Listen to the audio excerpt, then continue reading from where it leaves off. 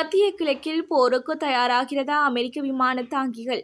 இஸ்ரேலுக்கும் ஈரானுக்கும் இடையிலான சண்டை இரண்டாவது வாரமாக தொடரும் வேளையில் அமெரிக்கா மத்திய கிழக்கில் ஏற்கனவே பெரிய அளவில் தனது இருப்பை அதிகரித்து வருகிறது.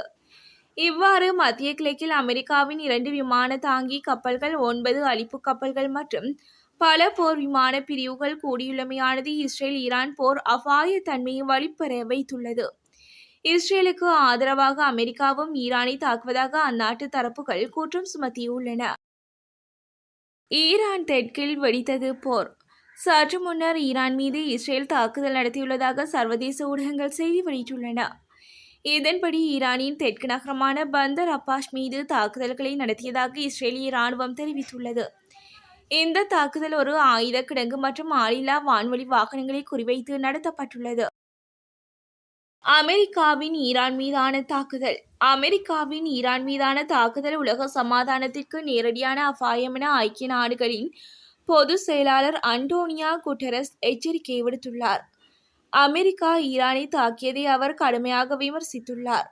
இது மிக மோசமான நிலையை ஏற்படுத்தும் அபாயகரமான முன்னேற்றம் என்றும் உலக அமைதிக்கும் பாதுகாப்புக்கும் நேரடியான அச்சுறுத்தலாக இருக்கலாம் எனவும் எச்சரித்துள்ளார்.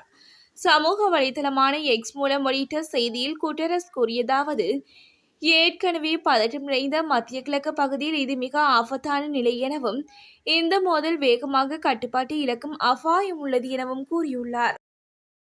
பிரதமர் வெளியிட்டுள்ள முக்கிய அறிவிப்பு. நாடளாவிய ரீதியில் பாடசாலைகளில் நிலவும் ஆசிரியர் பற்றாக்குறை தொடர்பில் கல்வி அமைச்சர் கலாநிதி ஹரணி அமரசூரிய அறிவிப்பொன்றை வெளியிட்டுள்ளார். இதன்படி தேசிய மற்றும் மாகாண பாடசாலைகளில் தற்போது காணப்படுகின்ற ஆசிரியர் பற்றாக்குறையை அவசரமாக நிவர்த்தி செய்ய வேண்டும் என ஹரணி அமரசூரிய வலியுறுத்தினார். தகவல் அறியும் உரிமை ஆணையகம் தொடர்பில் ஜனாதிபதிக்கு சென்ற கோரிக்கை. தகவல் அறியும் உரிமை ஆணையகத்தின் நிறுவன ஒருமைப்பாட்டை பாதிக்கும் முக்கியமான பிரச்சினைகளுக்கு தீர்வு காணுமாறு ஜனாதிபதியிடம் கோரப்பட்டுள்ளது. SLPA என்ற இலங்கை செய்தித்தாள் நிர்வாகம் மற்றும் அதன் உறுப்பு அமைப்புகளான இலங்கை செய்தித்தாள் சங்கம், இலங்கை ஆசிரியர் சங்கம், சுதந்திர ஊடக இயக்கம், இலங்கை உழைக்கும் செய்தியாளர்கள் சங்கம், முஸ்லிம் ஊடக மன்றம், தமிழ் ஊடக கூட்டணி, ஊடக தொழிற்சங்க ஊழியர்களின் கூட்டமைப்பு மற்றும் தெற்காசிய ஊடக கூட்டணி கூட்டமைப்பு ஆகியவை இந்த கோரிக்கையை முன்வைத்துள்ளன. மூலம் 3ஆம் உலகப் போர். அமெரிக்காவின் அதிநவீன போர் விமானங்கள் ஈரான் அணு ஆயுத தளங்கள் மீது தாக்குதல் நடத்தியது சர்வதேச அளவில் போர் பதற்றத்தை ஏற்படுத்தியுள்ளது. ஈரான் மீது அமெரிக்கா நடத்தியுள்ள தாக்குதல்கள் மூலம் அங்கே அணுக்கசிவு ஏற்படும் அபாயம் ஏற்பட்டுள்ளதாக சர்வதேச ஊடகங்கள் செய்தி வெளியிட்டுள்ளன. இந்த நிலையில் ஈரானின் அணுசக்தி தளங்கள் மீதான தாக்குதல்களில் அமெரிக்கா B-2 குண்டுவீச்சு விமானங்கள் ஈடுபட்டதாக பெயர் வெளியிட விரும்பாத ஒரு அமெரிக்க அதிகாரி சர்வதேச ஊடகத்திற்கு தெரிவித்துள்ளார்.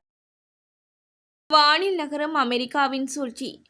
அமெரிக்கா தனது B-2 ஸ்டெல்த் பாம்பர் விமானங்களை அனுப்பியுள்ள நிலையில் இஸ்ரேல் ஈரான் இடையிலான மோதல் புதிய கட்டத்திற்கு செல்லும் என நம்பப்படுவதாக சர்வதேச ஊடகங்கள் செய்தி வெளியிட்டுள்ளன.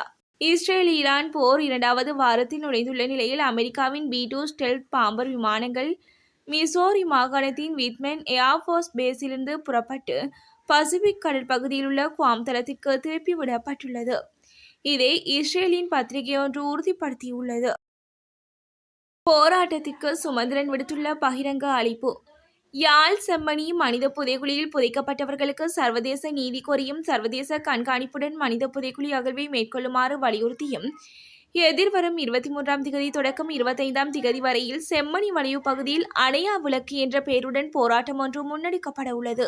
இந்த போராட்டத்தில் எமது கட்சி உறுப்பினர்கள், ஆதரவாளர்கள் அனைவரையும் அணிதிரண்டு பங்கேற்குமாறு மிகவும் அன்போடு வேண்டிக் கொள்கிறேன் என்று தமிழரசு கட்சியின் பொதுச் செயலாளர் ஜனாதிபதி சட்டத்தரணி சுமந்திரன் அழைப்பு விடுத்துள்ளார்.